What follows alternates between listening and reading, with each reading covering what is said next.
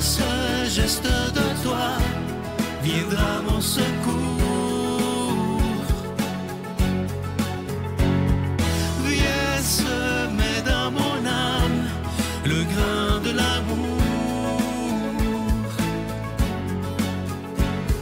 Je traverse un désert et je meurs de soif. Montre-moi le mystère qui garde la foi. Bon samedi, j'espère que vous allez bien ce matin, qu'on se prépare à vivre une belle fin de semaine. Pour bien la commencer, on rejoint quelqu'un que j'apprécie, et vous aussi d'ailleurs, Mylène Kéry, et l'homélie avec David.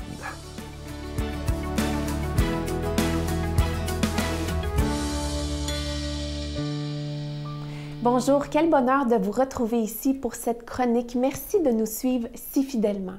Est-ce que vous connaissez les citations suivantes? Dieu ne t'aime pas parce que tu es bon ou bonne, il t'aime parce qu'il est bon. Ou bien, tu ne peux rien faire pour que Dieu t'aime plus et tu ne peux rien faire pour qu'il t'aime moins. Pourquoi? Parce que l'amour de Dieu ne se mérite pas, il se reçoit. Son amour, ce n'est pas une récompense, c'est un cadeau. Je pense que je vais répéter cette phrase parce que pour certains, vous dites « mais moi, je ne suis pas assez et j'en fais pas assez pour mériter cet amour ». Eh bien non, l'amour de Dieu n'est pas une récompense, c'est un cadeau.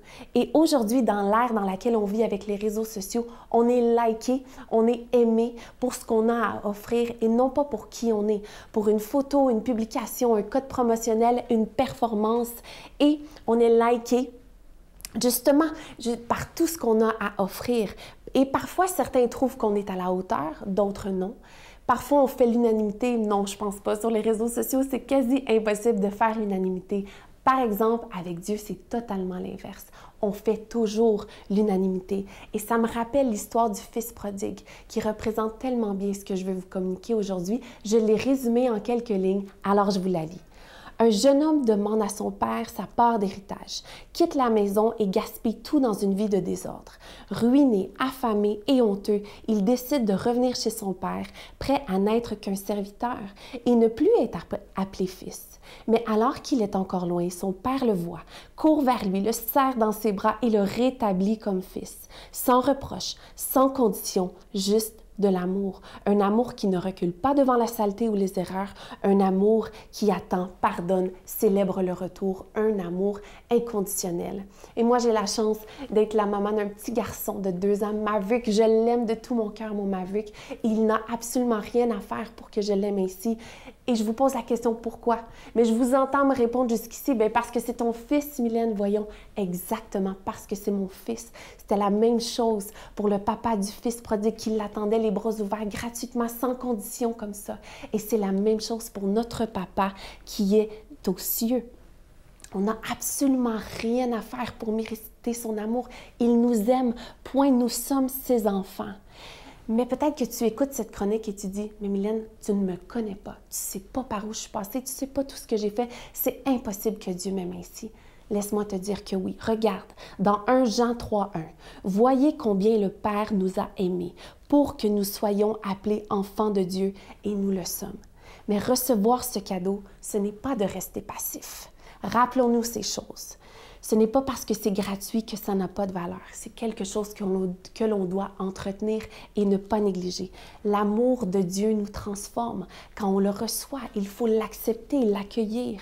On ne vit pas pour être aimé par Dieu, mais parce qu'on est aimé par Dieu. Vous n'avez rien à prouver. L'amour de Dieu ne se mérite pas, il se reçoit. Vous n'êtes pas juste un croyant, vous êtes son enfant. Dieu n'est pas seulement votre créateur, il est votre Père. Et ça change tout. Notre manière de vivre, notre manière de prier, notre manière de se voir, on a de la valeur à ses yeux. Et rappelez-vous toujours de ceci. Il nous aime parce que c'est sa nature d'aimer. Son amour ne dépend pas de lui. Mais son amour ne dépend pas de nous, mais dépend de lui et de lui seulement. Alors, c'était de mon cœur au vôtre. J'espère que vous avez été encouragés par cette chronique et que vous allez accepter et recevoir cet amour inconditionnel de la part de Dieu. Alors, je vous dis à la semaine prochaine.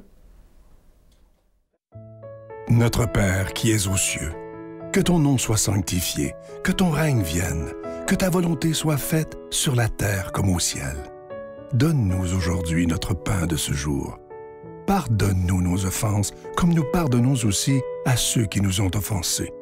Et ne nous laisse pas entrer en tentation, mais délivre-nous du mal, car c'est à toi qu'appartiennent le règne, la puissance et la gloire pour les siècles des siècles.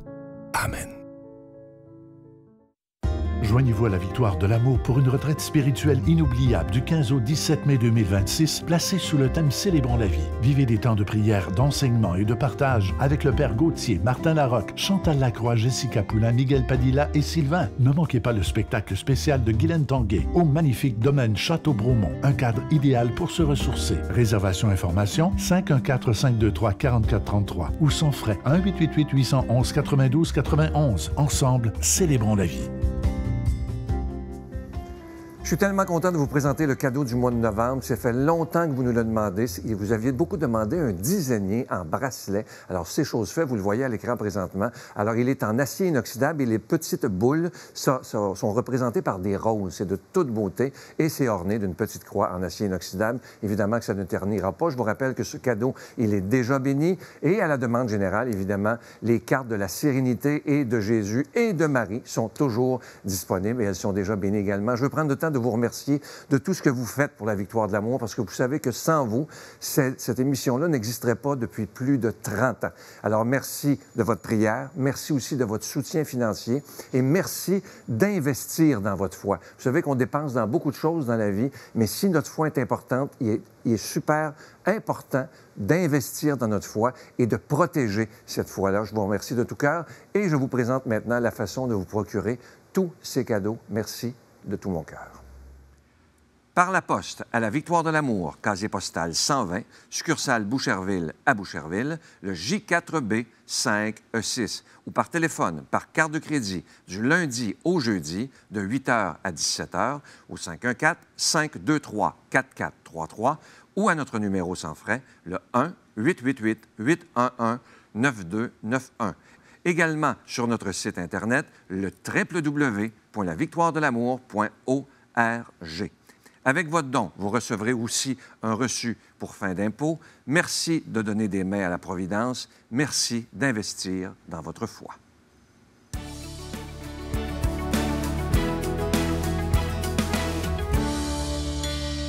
Mon Dieu, donnez-moi la sérénité d'accepter les choses que je ne peux changer, le courage de changer les choses que je peux et la sagesse d'en connaître la différence. Amen.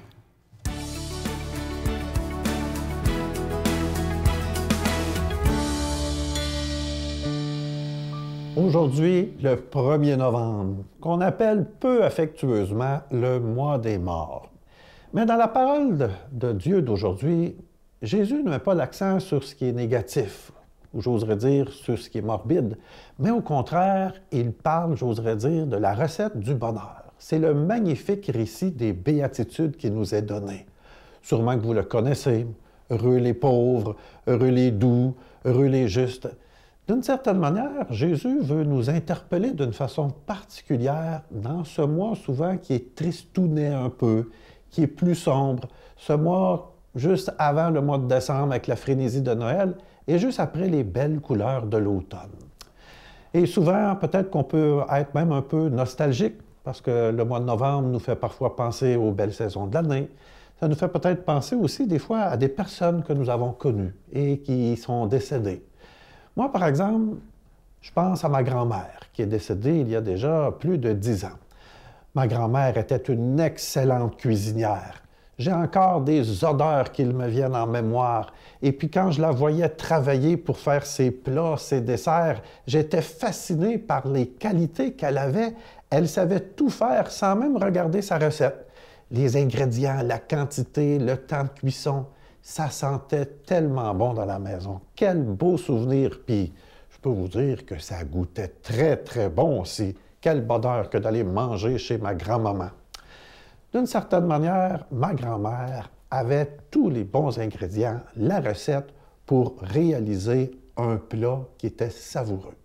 Et comme jeune enfant, je mettais moi aussi la main à la pâte. J'aimais ça, participer avec elle Elle me demandait des petites tâches à accomplir, des petits services à lui rendre.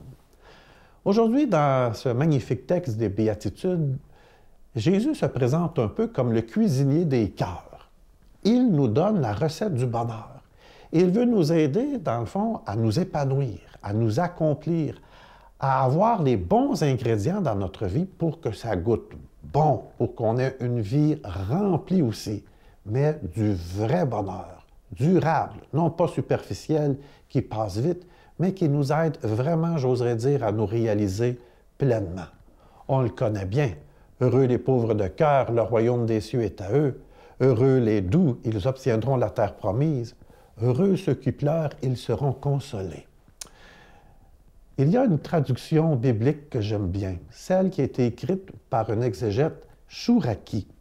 Et dans cette traduction, cet auteur va plutôt utiliser le mot « en marche » au lieu d'utiliser le mot « heureux ». D'une certaine manière, quand on traduit la Bible, c'est pas toujours facile d'avoir exactement l'intuition originale. Et Chouraki, qui traduit la Bible quasiment mot pour mot, nous parle à travers le mot « En marche les pauvres de cœur, le royaume des cieux est à eux ». Déjà, ça change un peu la donne. Parce que comme dans une recette, j'ai beau avoir tous les ingrédients, c'est à moi de les mélanger pour avoir, comment je dirais ça, un bon plat. Jésus nous donne les bons ingrédients, mais il ne fait pas le gâteau à notre place. D'une certaine manière, dans la vie, si je veux être consolé, quand Jésus dit « heureux les pleurs », bien, d'une certaine manière, c'est à moi aussi à me mettre en marche, à chercher des moyens, d'une certaine manière, de trouver des personnes qui pourront m'aider. Lorsque Jésus dit « heureux ceux qui ont faim et soif de la justice », avec la traduction de Chouraki qui nous dit « en marche ceux qui ont faim et soif de la justice ». Travailler, dans le fond, pour une vraie égalité, travailler pour qu'il y ait un sens de la justice dans le monde. D'une certaine manière, les ingrédients du bonheur, que sont la paix, que sont d'une certaine manière la justice, la douceur, la miséricorde, les cœurs purs, bien, c'est à moi aussi à travailler pour que ça l'arrive. Et en me mettant en marche, déjà, il y a quelque chose qui va se passer. Vous connaissez également cette autre parole de Jésus, « Aide-toi, le ciel t'aidera ». C'est un peu ça. Jésus, comme bon cuisinier des cœurs aujourd'hui, nous donne les ingrédients, nous donne la recette, mais j'ai mon bout de chemin aussi à faire pour que ça goûte bon, pour que ça sente bon, et qu'à mon tour, je puisse d'une certaine manière répandre autour de moi cette joie de vivre aussi. Peut-être qu'aujourd'hui, ce matin, où tu vas manger un bon dessert, une bonne pâtisserie, pense à toute la préparation que cela a exigé, à l'attention, aux soins, à l'affection. Et peut-être que toi aussi, en la mangeant, tu pourras communier à beaucoup plus large que la bonté, d'une certaine manière, que le goût. Et moi, je te bénis, au nom du Père, du Fils et du Saint-Esprit. Amen. Je vous salue Marie, pleine de grâce. Le Seigneur est avec vous. Vous êtes bénie entre toutes les femmes, et Jésus, le fruit de vos entrailles, est béni. Sainte Marie, Mère de Dieu, priez pour nous pécheurs, maintenant et à l'heure de notre mort. Amen.